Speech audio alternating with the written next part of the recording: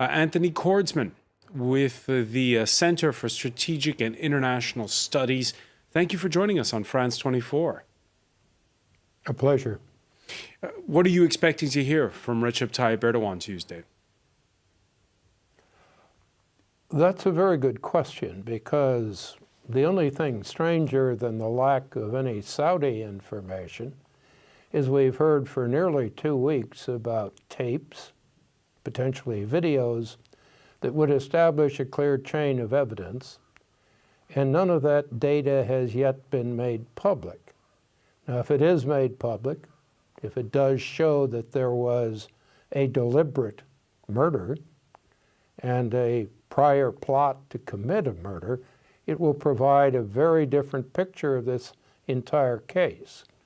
The Saudi government has now used the word murder, or the Saudi foreign minister did. It has said that this was essentially something carried out by people in a rogue operation. There are really still questions about whether he died in a chokehold, what the circumstances were. The tape has been released of what you just reported, the use of a body double to try to imitate his departure. It isn't clear whether the body was dismembered. There's conflicting stories there, conflicting stories about whether a finger or fingers were removed. Now, potentially, what I would hope would be that the Turks would provide a full picture of the actual evidence.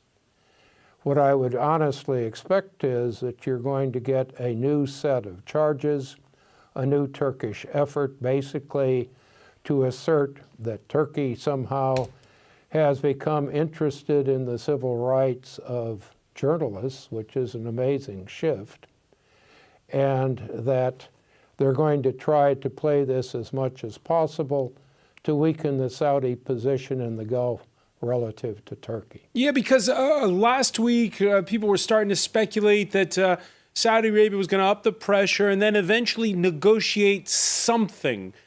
Turkey would eventually negotiate something with the Saudis. It looks, from what we're hearing, that Recep Tayyip Erdogan is going to come out swinging Tuesday. I think it was always sort of optimistic. People were sort of the opinion that somehow Turkey would try to solve its economic crisis by blackmailing Saudi Arabia into a major set of loans or grants.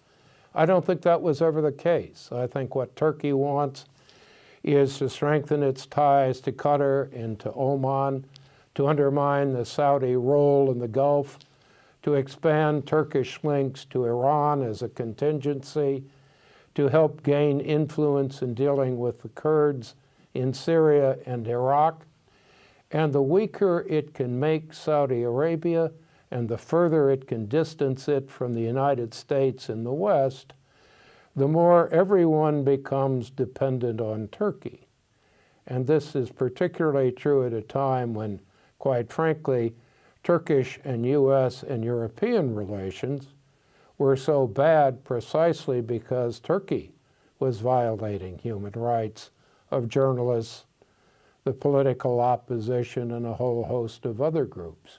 And we heard in that report, the Turkish president mentioned the fact that he'd been on the telephone with Donald Trump. What's going on in the U.S.? Because we're getting sort of two sort of messages. They seem to be breathing hot and cold on this story.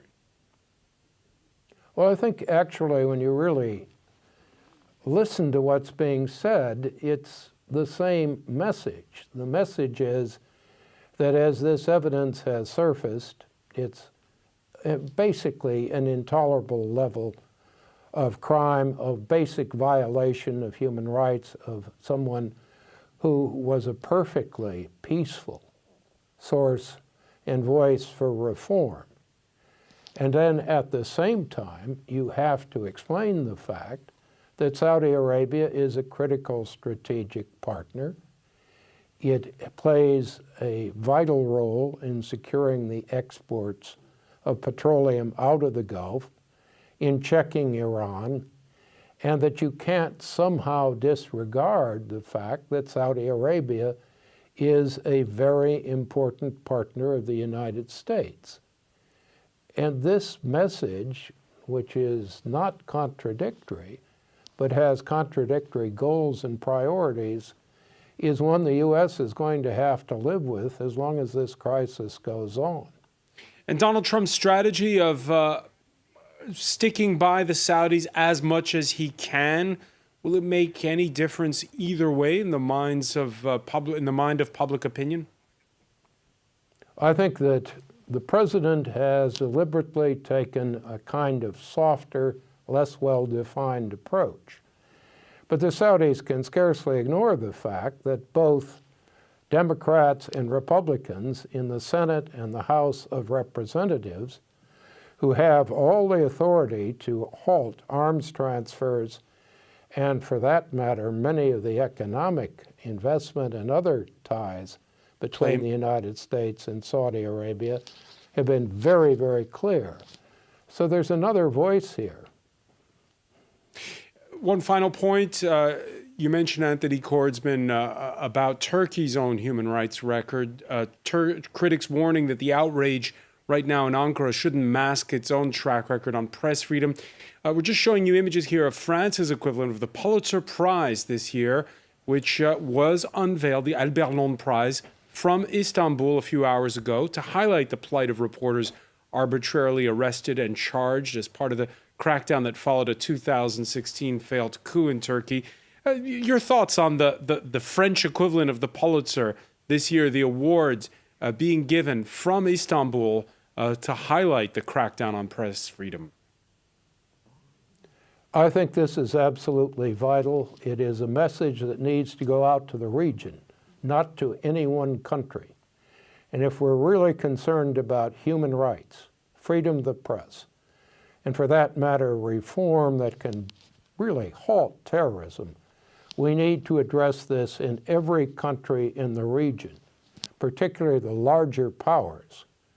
Because if we do just one country and one leader, we're not going to change anything. All we're really going to do is to encourage the Turks.